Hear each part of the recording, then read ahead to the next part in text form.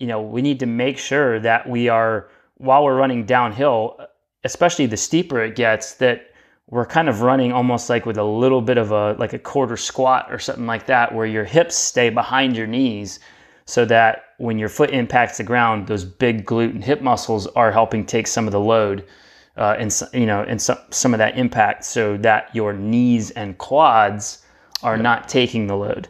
At what % grade do you just recommend doing like the butt slide?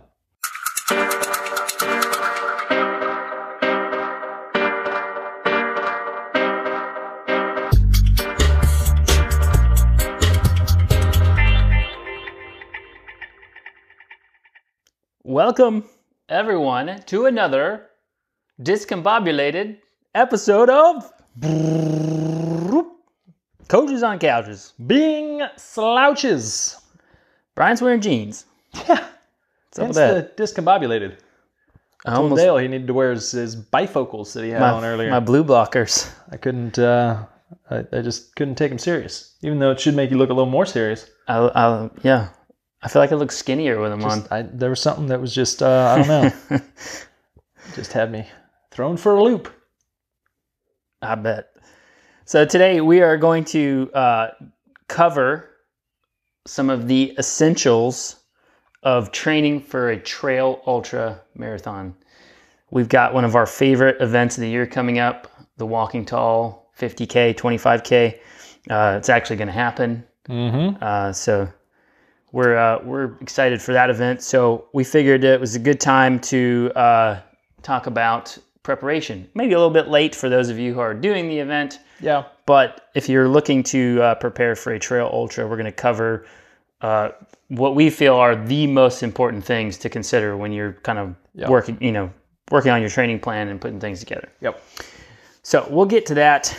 But first, I am Coach Dale Sanford. And I am Coach Bryant Funston. We are the co-founders of BPC Performance Coaching, where we specialize in helping time-crunched athletes optimize their busy schedules so they can maximize their athletic performance.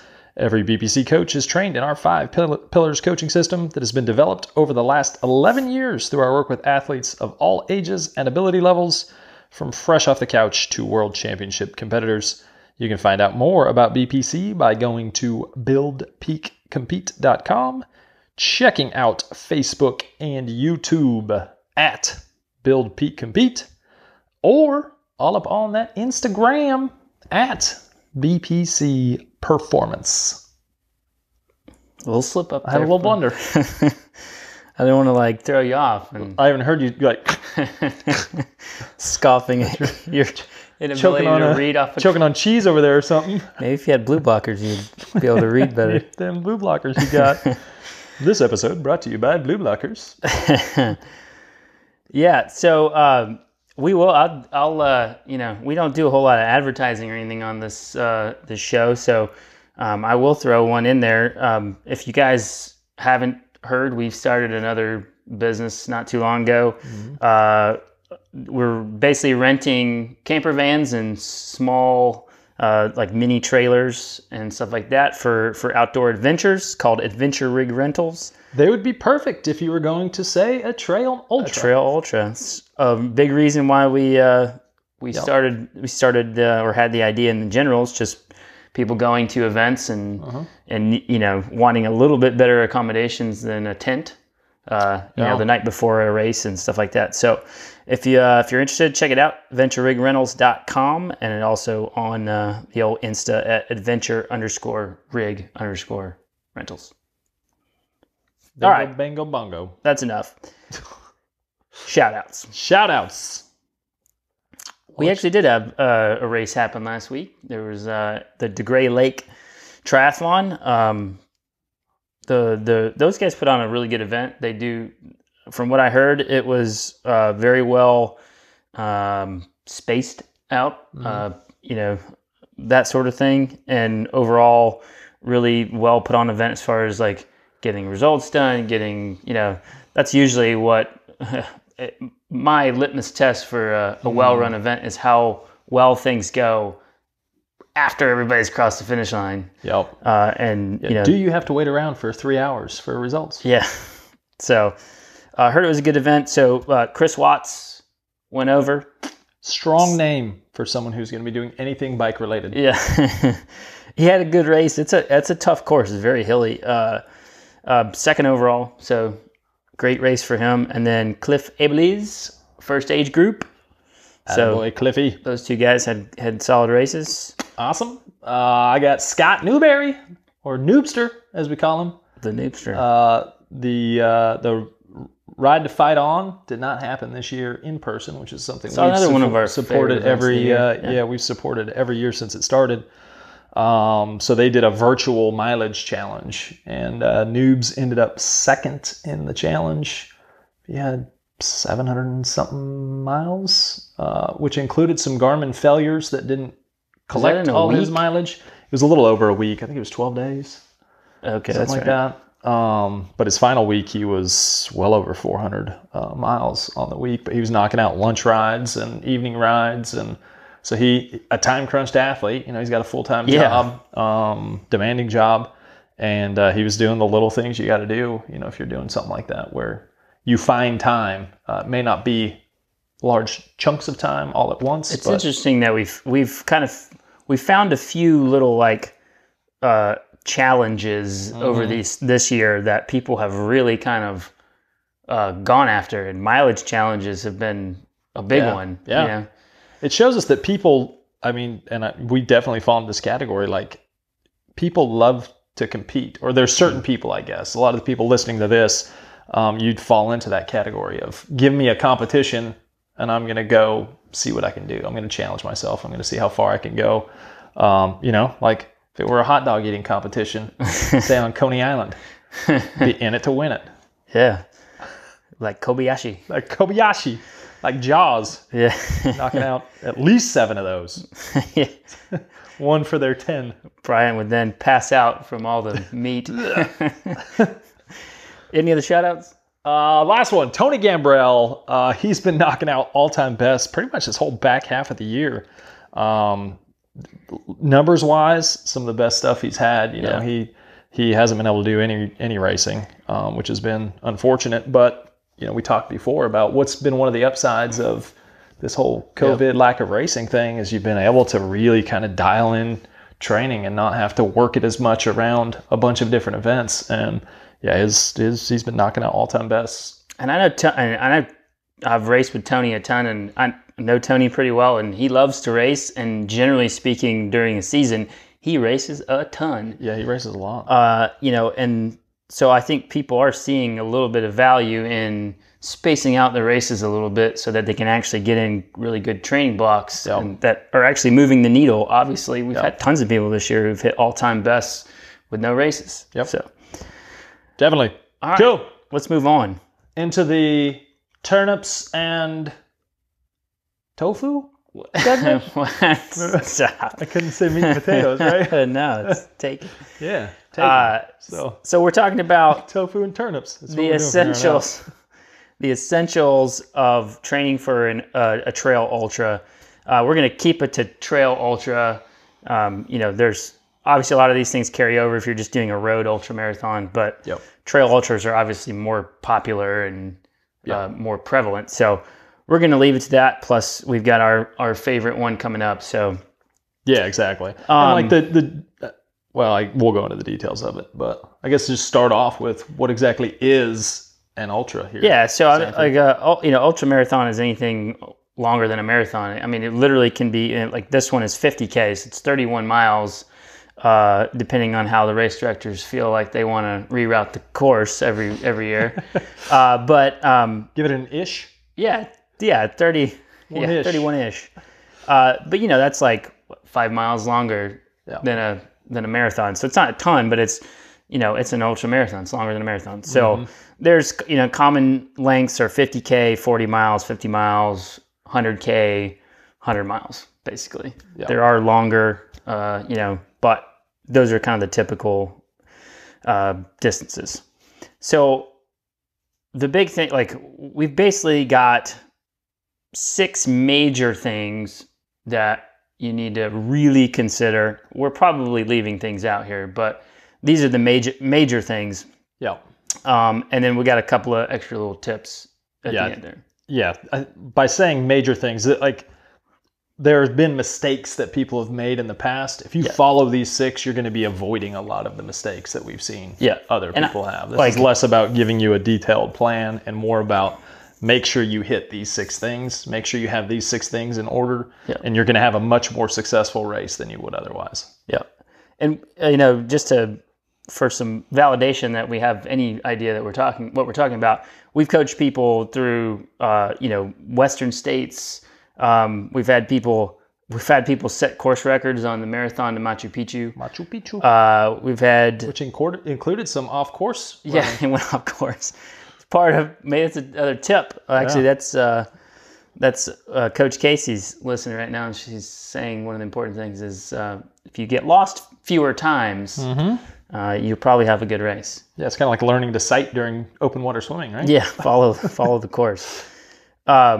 But, Western States is probably like the Super Bowl of ultramarathoning, and we've had people place in the 50-mile road national championship. I mean, so we've been doing this a while and have seen the mistakes and somewhat made them ourselves and, coached a lot of people through ultras. So number one thing, and this may be obvious to some, is we're looking to build like superior fatigue resistance.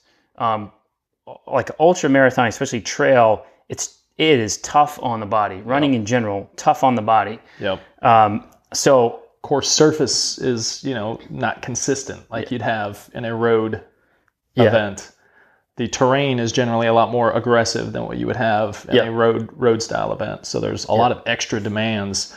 A 5-mile jump may not seem like a lot from a regular marathon to a 50K. Yeah. But when you start factoring in the differences in course and the difference in demands that place on you and the average pace that a person would actually be able to sustain, you're looking at a big jump in actual training stress. You're looking like if you compare, like, let's just say the St. Jude Marathon, which is our local marathon, the course there versus the Walking Tall 50K course, you're only adding 5 miles, but you're adding 4,000 feet of 4,000 feet of elevation up and down. Yeah. And then you're adding a lot of lateral movement. Yep. You're adding technical descents, that kind of thing. So it is vastly different. Like training for a road marathon and training for a trail ultra, you cannot go about them the same way. But the thing that does, is similar is you're trying to build superior fatigue resistance. So, one, we have to have a decent frequency in our running, each week. Yeah. Step one, especially. Yeah. Build that frequency up. We don't have to run 6 days a week, but, typical for most people is 4 to 5 runs a week when you're running, training for a trail ultra. We have a lot of people that kind of jump from triathlon to trail running and back and stuff like that. So while they're trying to do some other sessions each week to maintain like their bike fitness and swim fitness and stuff like that. So they may only run 4 days a week, occasionally 3 days a week. Yeah. But for the most part, people are running 4, 5, sometimes 6 days a week. So you need some good frequency. That kind of increases the overall workload of each week. Yeah. The big tip on the weekends is we don't have to do the distance. I'm going to repeat that. Yes. We'll repeat it again at the very end too. Yeah, because it was a tip. But you don't have to do the distance to complete an ultra marathon of a specific distance. Like, especially as you get on the longer ones, you will never run 100 miles before you should not run 100 miles before you run a 100-miler. Yeah, your single big day should not be in your lead up, in your training prep. No. Does not need to match your race day mileage. And the same principle goes for anything that's ultra, Ironman,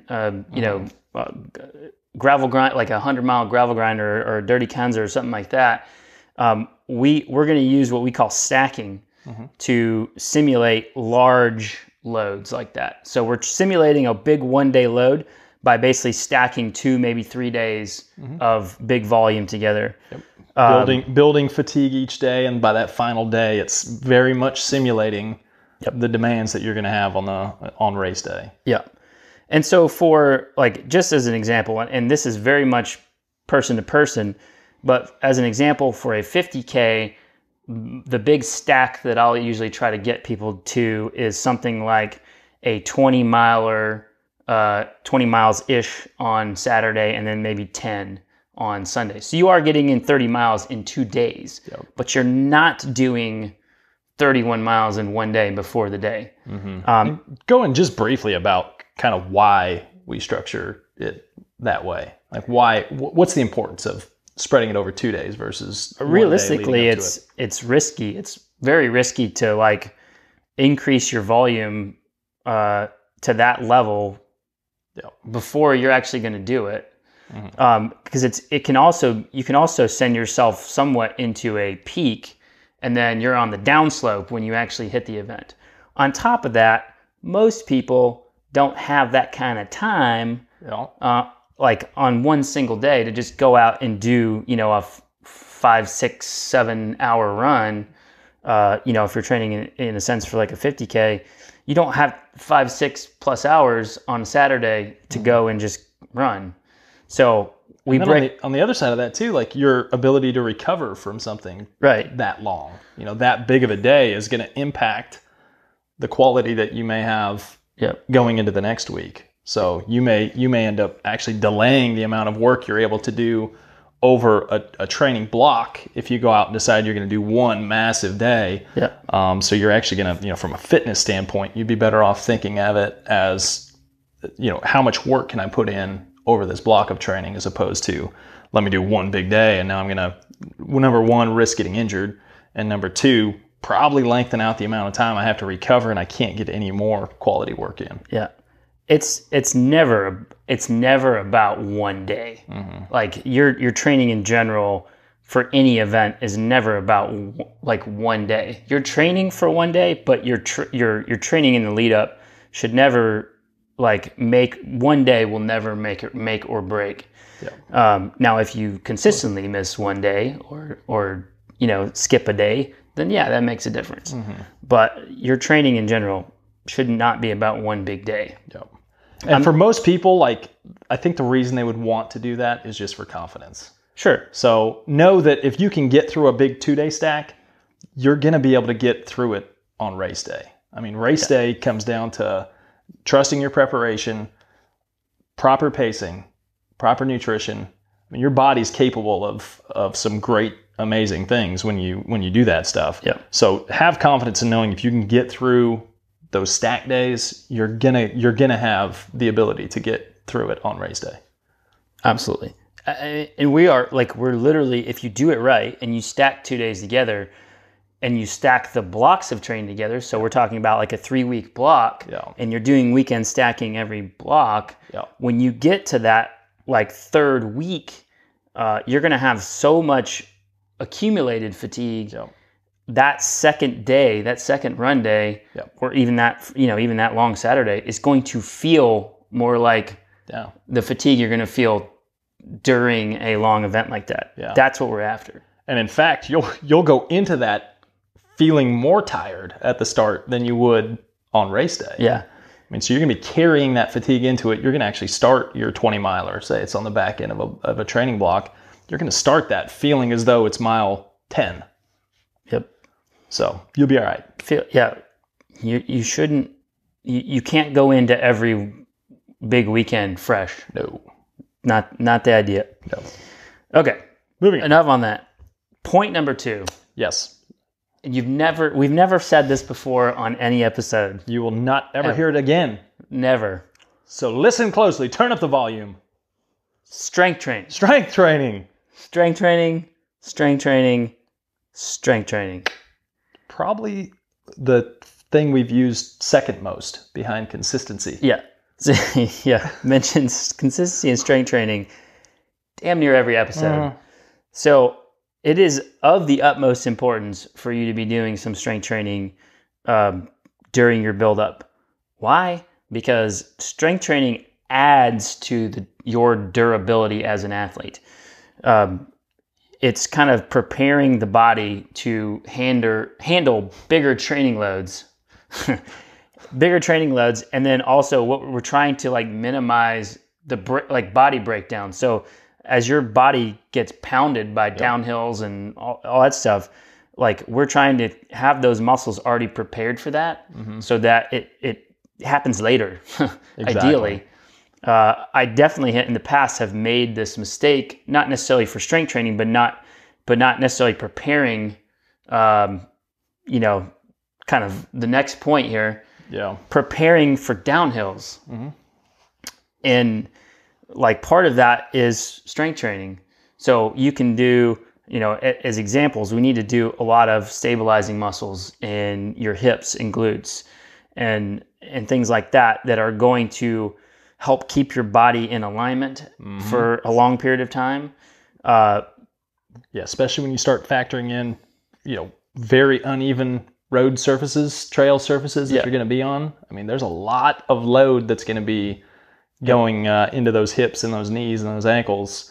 Lateral stabilizing muscles definitely need to be on point to get you through that last 10 miles plus. And here's a tip that most people miss when they're doing their strength training. Your body, the reason your body breaks down is because of deceleration. You're constantly decelerating your body, especially running downhill, which we'll get to in just a second.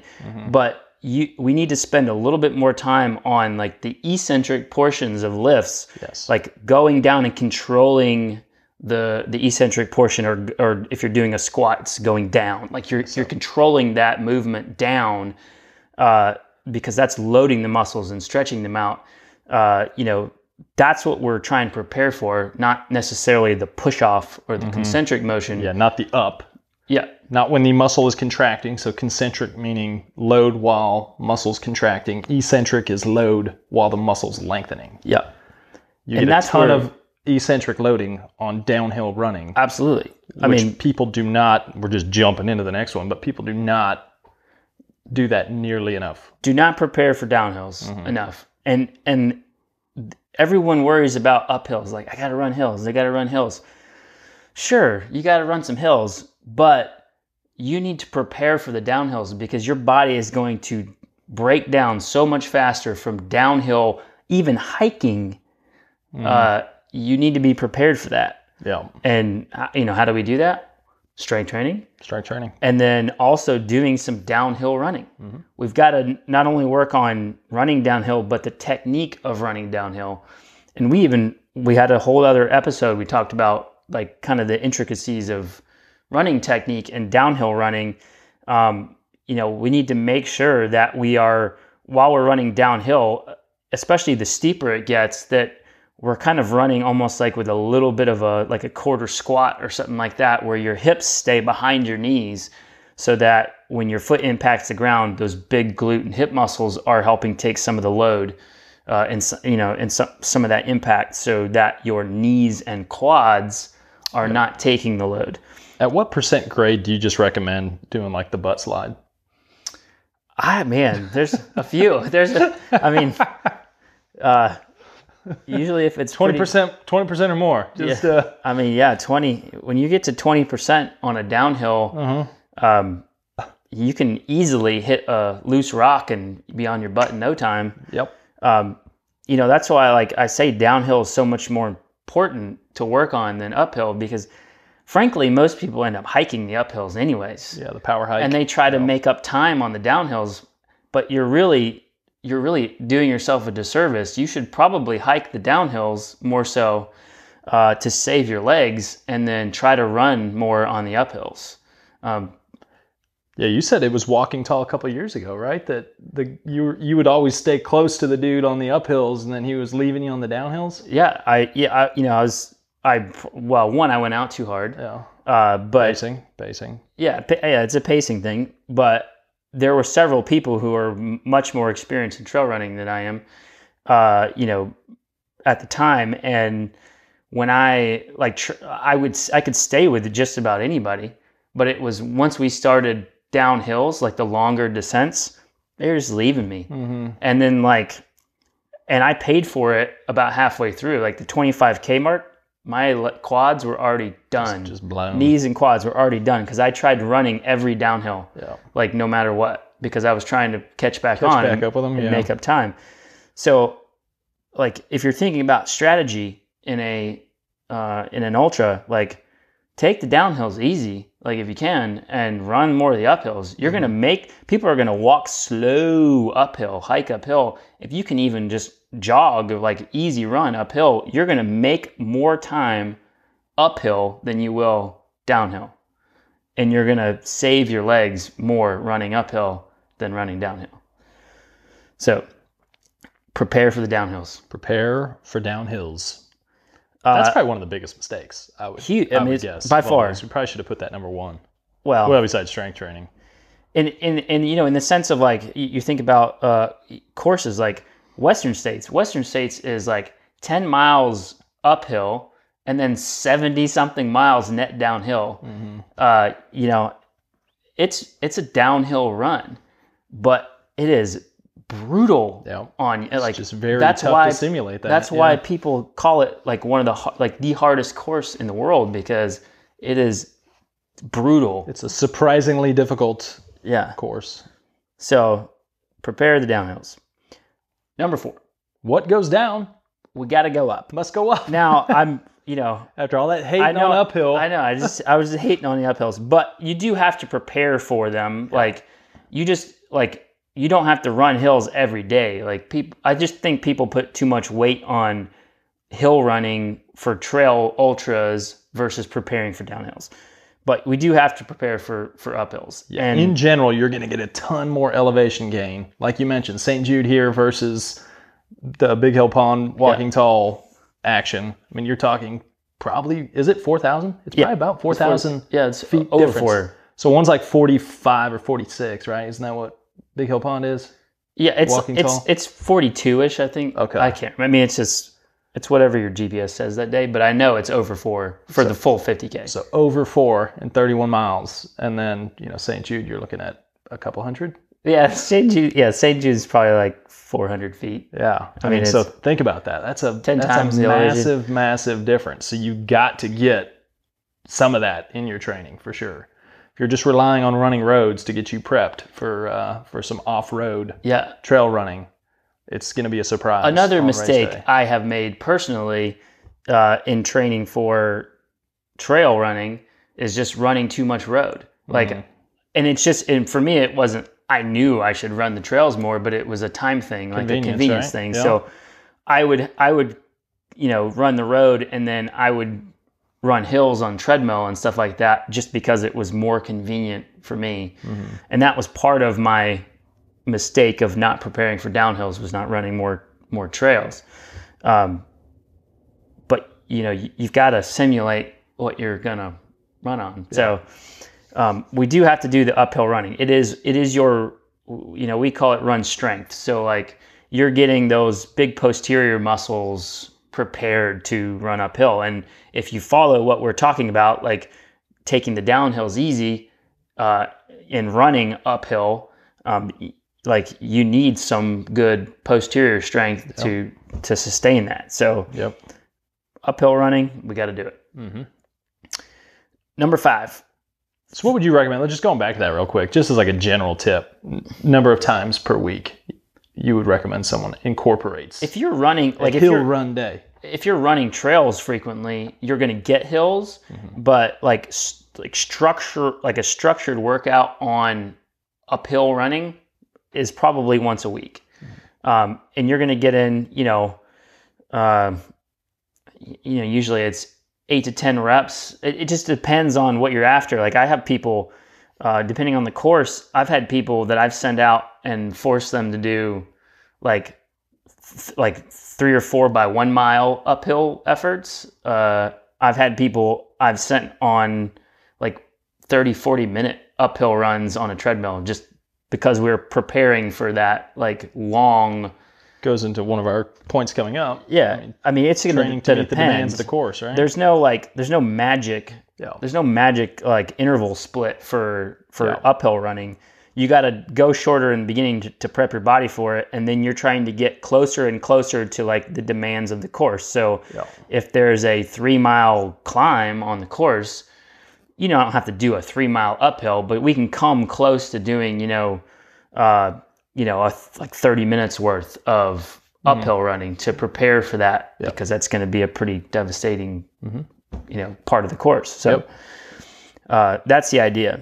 But you don't need to, I mean, essentially with this, you don't have to have like, okay, I've got a race that's got 4,000 feet of vert, so I better be doing at least 2,000 every day kind of thing. So, yeah, I mean, like, for most... Don't overdo it. Yeah. When you think about hill strength, hill running prep, you don't have to overdo it and say, hey, every day I got to consume massive amounts of elevation. No, I mean, especially for people like in our area, it's going to be very tough unless you get out of the area to get even close to that. Mm-hmm. So, I mean, that's why like we use treadmills a lot to do uphill running workouts of things longer than a minute, because we don't have that many hills. Mm-hmm. They're going to take longer than a minute to go up. And if you're doing some of the, the stuff out in the Rockies or stuff where you do end up hiking, I mean, that's something you want to incorporate as well. I mean, you need to scale back from, you may need a day where it's all power hiking for hour-long blocks. Yep. I mean, look at what the course demands are going to be. That's kind of one of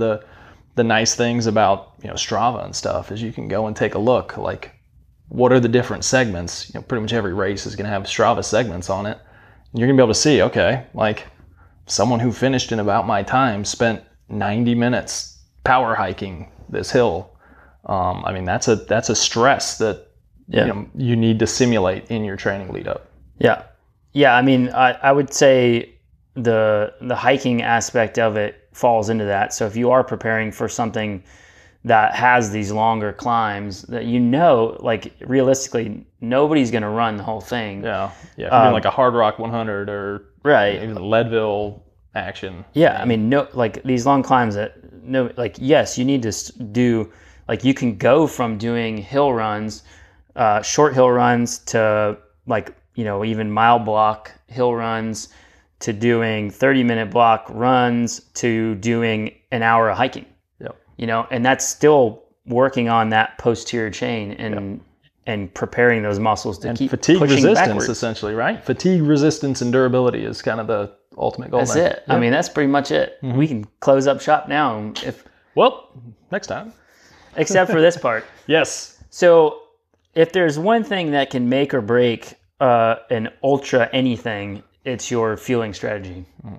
So this is something you have to practice. You have to play with it.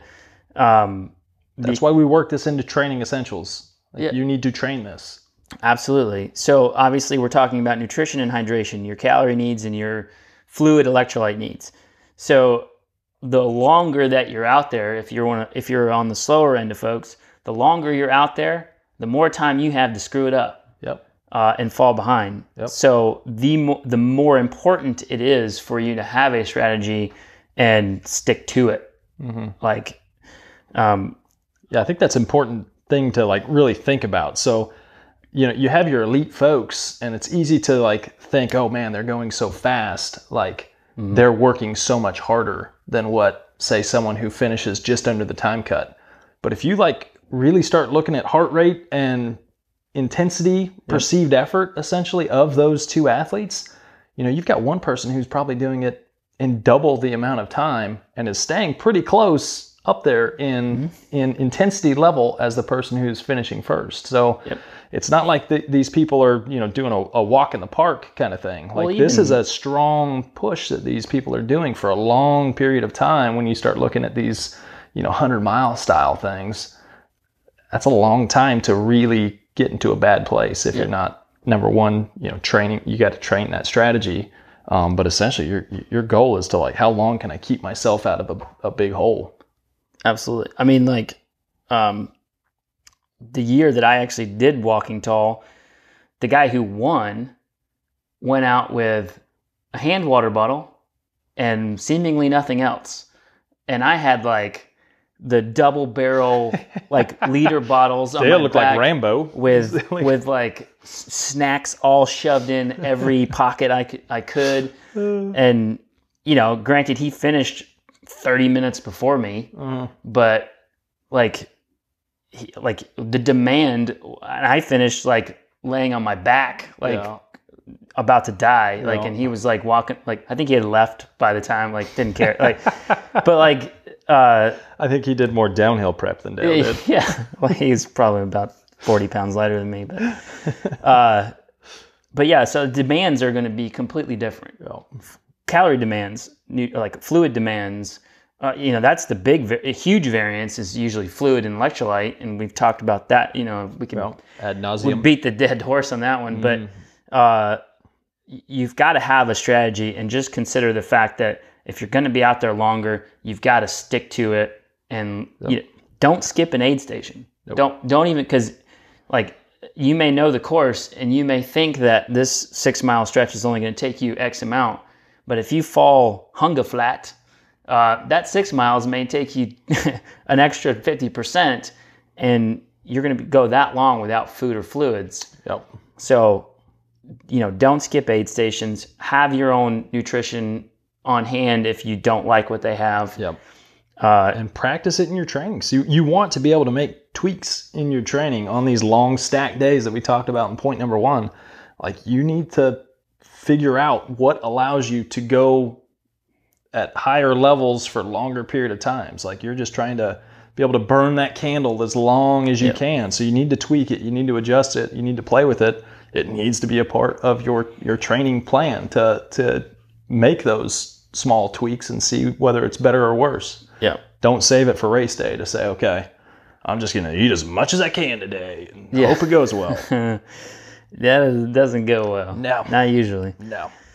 All right, so the last bit here, and we've pretty much said it already. Kind of talked about it, but just your training needs to simulate the demands of the course. So, like, you need to know what the course looks like. That's a good idea.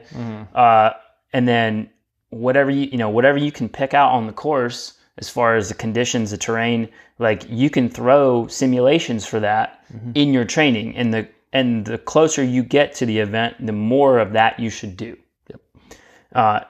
And use that kind of as a guide to, like, okay, how much downhill prep do I need to do? Like, what duration do I need to kind of build my tolerance up to? What's the longest downhill section I'm going to have, you know, at one time? What's the longest uphill section? How steep's it going to be? Can I run it? Am I going to need to power hike it?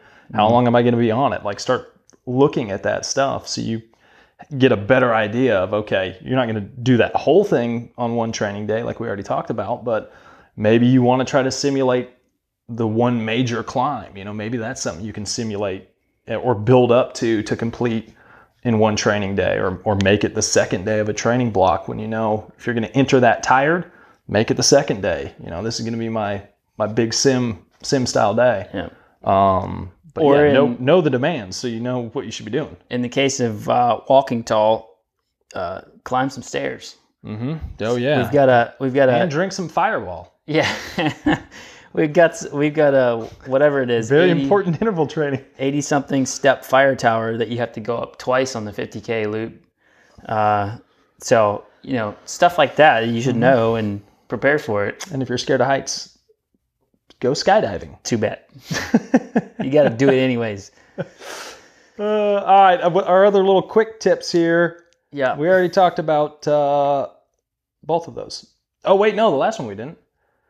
So a good option, and you know, COVID notwithstanding, is to even start looking at what other races. You know, we talked about you don't necessarily have to hit, and most likely you won't ever hit the single day volume duration that you will on race day, but something that can be very beneficial, especially when you're in a bigger build phase of your training, is to look for, you know, is there a half, you know, say a 25K that I can use as a way to get a big volume day, race demands, and maybe add on mileage before and after that. So look around for what races there are that you can use to not only give you, you know, an extra race day environment, but also allows you to have supplies on course. You know, most races are going to have feed areas, nutrition places. So like it can make the longer days easier. And most people are going to push themselves harder when other people are around.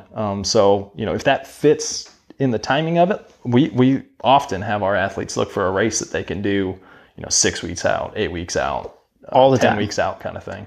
Yeah, it just makes it so much easier to get in the long stuff with support. Yep. Otherwise a lot of times you're having to do short loops or something like that and pack stuff at your car, and which is fine, but mentally it can mess with you. Yeah, it's mentally people, especially if you're trying to get 20 miles, and you're doing whatever. 5 mile loops. You're doing 4 or 5 mile loops. It's really easy to stop after 4. Yeah. Or 3 or 2. Yep. So look for those other races when they happen. All right.